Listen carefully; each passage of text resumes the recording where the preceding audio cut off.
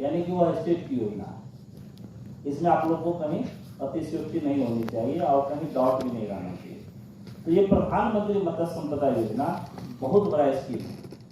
आप लोग उसके बारे में हमें एक मटेरियल भी लेके आए हैं, तो आप लोग को इंस्टीट्यूट के तरफ से मिल जाएगा प्रिंट होके, हर एक लोगों को हमने मैनेजमेंट को उपलब्ध करा दिया है।